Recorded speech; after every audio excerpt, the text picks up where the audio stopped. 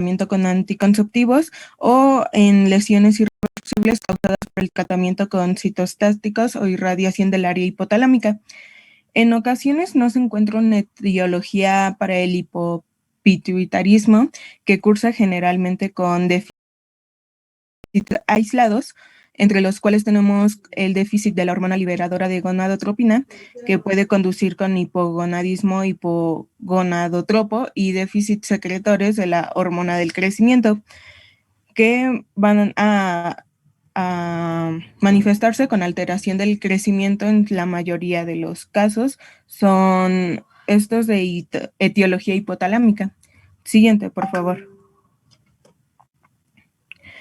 En el cuadro clínico, en general, vamos a tener que en los niños se manifiesta por una alteración del crecimiento y del desarrollo puberal, mientras que en los adultos se va a presentar como hipogonadismo. En el panhipopituitarismo típico de apoplejía hipofisiaria o de la hipofisectomía, va a haber diabetes insípida que se presenta hasta en horas y la insuficiencia suprarrenal que puede presentarse en pocos días.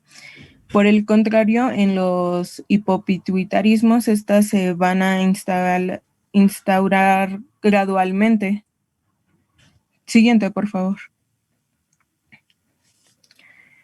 En el síndrome de Sheehan, el cuadro característico es un parto complicado con hemorragia, hipotensión o shock que necrosa la hipófisis por isquemia, como ya lo había mencionado mi compañero. Tras el parto no va a haber lactancia debido a un déficit secretor de prolactina y puede haber amenorrea por déficit de hormona luteinizante y hormona foliculoestimulante. Meses después de puede haber un déficit de gonadotropinas que pueden provocar involución mamaria. También va a haber hipotiroidismo y deficiencia suprarrenal secundarios. En el déficit suprarrenal secundarios va a cursar con despigmentación de la piel, sobre todo en areolas, y pérdida del vello axilar y pubiano. Hay un cuadro similar que se presenta en el panhipopituitarismo por apoplejía hipofisiaria. Va, además de cursar con lo anterior, la piel pierde su turgencia característica y adquiere un aspecto serio y frío. La cara va a estar abotargada, pálida y con arrugas muy finas, características, en especial alrededor de la boca. Las cejas van a estar despobladas y el paciente presenta un aspecto prematuramente avejentado. También existe pérdida del vello axilar y pubiano y atrofia de manos o testículas. Se menciona que psíquicamente los pacientes pueden presentar un cuadro que varía desde apatía hasta síntomas psicóticos acusados. Siguiente, por favor.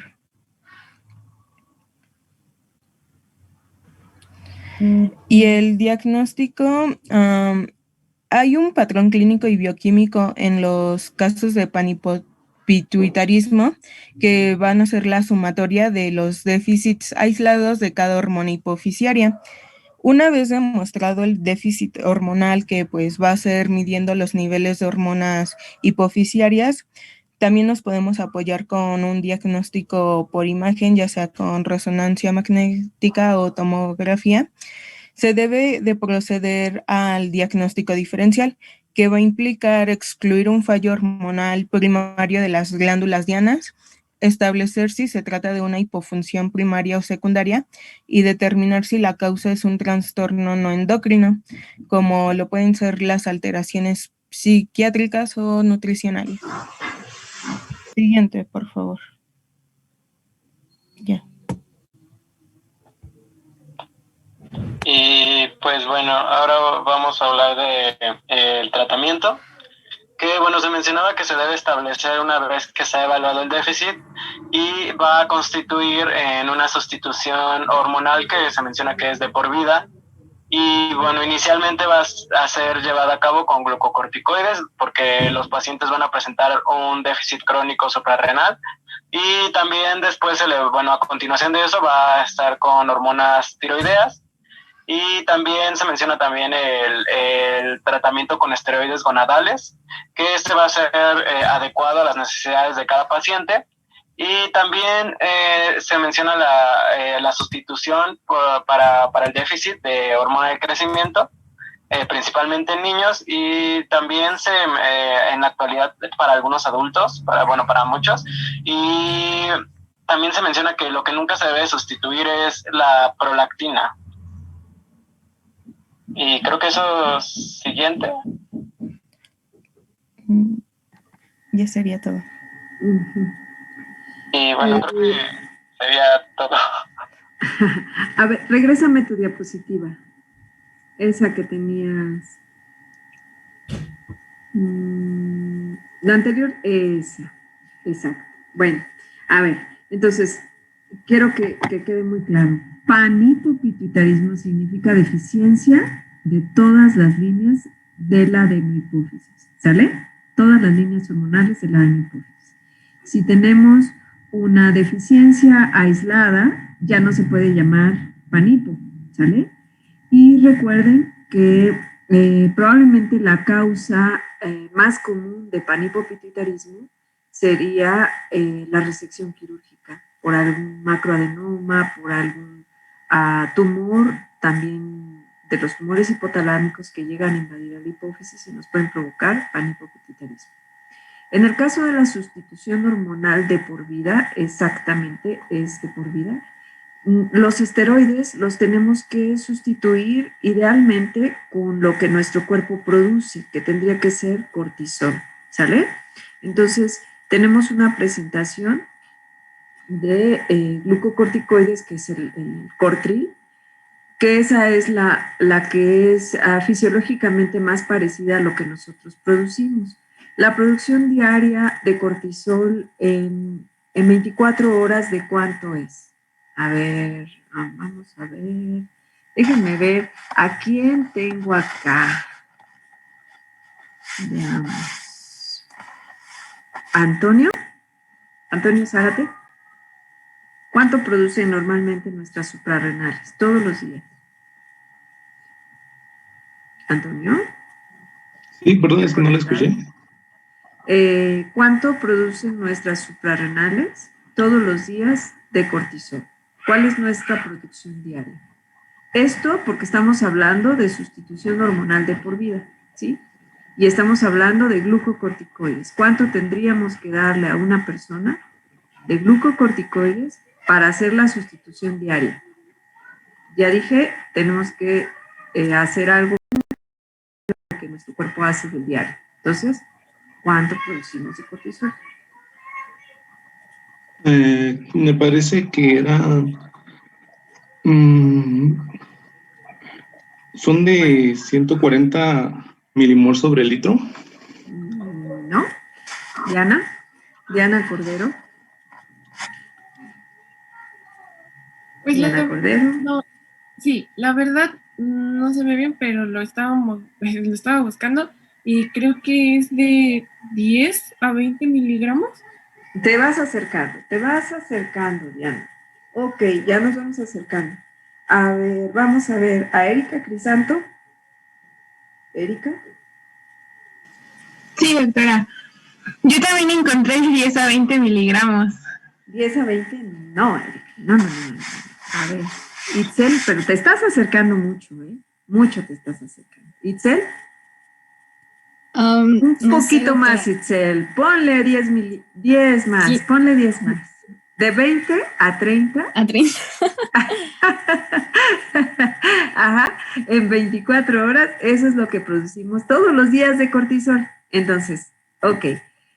Para hacer la sustitución de glucocorticoides vamos a utilizar ya sea Cortril o vamos a utilizar un esteroide que sea fisiológicamente lo más parecido a eso, ¿no?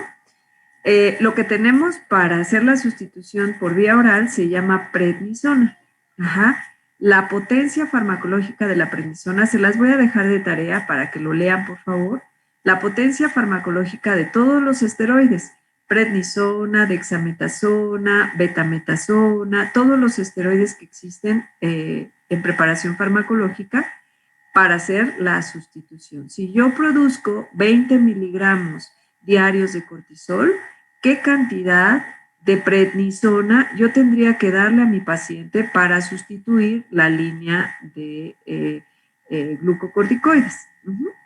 Obviamente yo voy a vigilar a mi paciente en relación, recuerden que los esteroides suprarrenales también nos ayudan a mantener por el lado de los mineralocorticoides el equilibrio de electrolitos en sangre. Entonces, si yo tengo de cierta manera hiponatremia, esto es un dato clínico, bioquímico que vamos a tener en el seguimiento de estos pacientes, significa que mi paciente tiene cierta deficiencia de mineralocorticoide. Entonces, si no es suficiente con la administración del glucocorticoide que le estoy dando, que es la prednisona, entonces tengo que darle también sustitución con mineralocorticoide, ¿sale?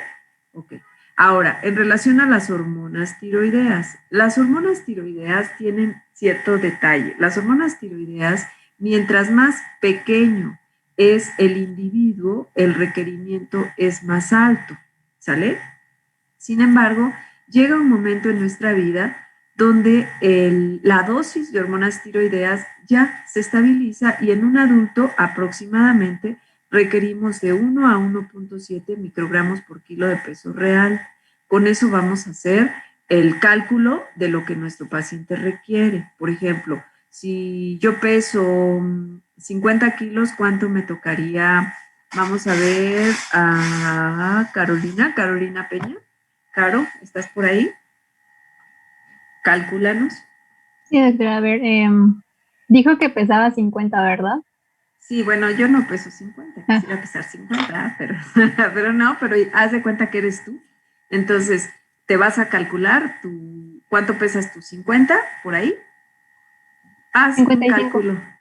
Calcula con tu peso a 1.5, como máximo 1.7 microgramos por kilo de peso ideal, real, y con eso ya tienes la dosis de hormonas tiroideas que le vas a dar a tu paciente, ¿sale?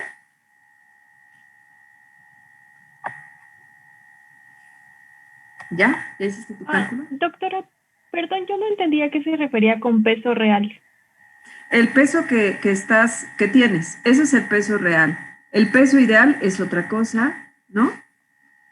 Entonces, el peso real, pues es lo que pesa tu paciente. Si pesa 100 kilos, sobre 100 kilos calculas.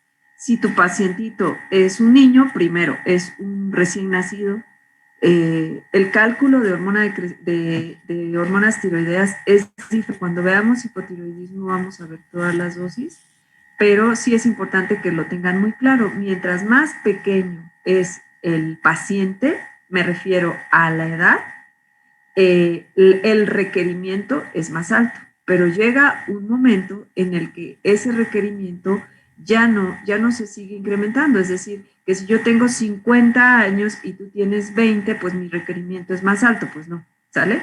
Llega un momento en el que ya se estabiliza la dosis y a partir de la adultez, obviamente eso incluye a los adultos mayores, entonces calculamos la dosis de acuerdo igual al peso real, pero ya es una dosis fija, ya no la tenemos que ir incrementando dependiendo de la edad, por ejemplo, de los niños, que va cambiando dependiendo de la edad que tienen, ¿sale? Y finalmente los esteroides gonadales, pues bueno, esos esteroides igual se administran en una dosis fija, presentaciones las que tengamos a disposición, pero tratamos de hacer el eje fisiológico normal de las personas, lo mismo que para las otras deficiencias hormonales que tiene el paciente. ¿Sale? Uh-huh. Y creo que era toda la intervención que iba a hacer ahorita.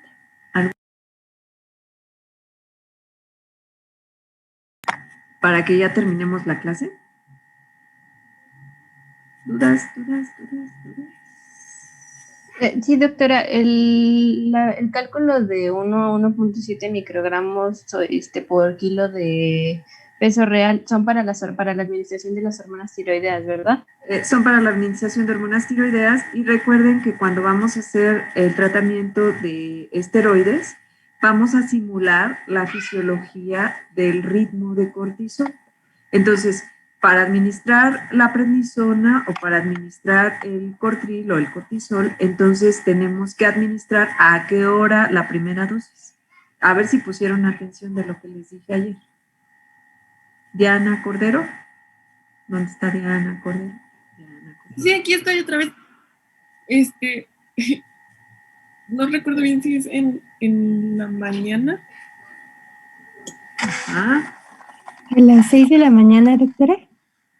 Ajá, sí, es en la madrugada que empieza a subir el cortisol y luego tenemos un pico, el pico más alto de cortisol está entre las 6 y las 8 de la mañana. 6 y 8 de la mañana. Entonces, a esa hora tenemos que administrar nuestra primera dosis de esteroide, ¿sí? Cuando hacemos una sustitución por hipocortisolismo, ¿sale? Y si no fuera suficiente, porque ya le administré sus 20 miligramos, híjole, ya les dije que la prednisona de 5 miligramos nos va a dar, lo van a leer de todas maneras, en la conversión 20 miligramos de cortisol, ¿sale? Entonces, ahí ya tengo 20. Pero resulta que mi paciente sigue teniendo ciertos datos clínicos de deficiencia de cortisol y obviamente bioquímicos. ¿Dónde tendría yo que darle la siguiente dosis? A ver, César. ¿Andas por ahí, César? Ahorita ya se van a descansar, pero sí me gustaría. César. Se me hace que César se fue de paseo. Se aburrió de la clase. Aquí estoy. ¿Me escucha? ¿No? Ajá, ya te escuché. A ver, dime. Era hasta la noche, ¿En qué momento? Exacto, tarde-noche, ¿verdad?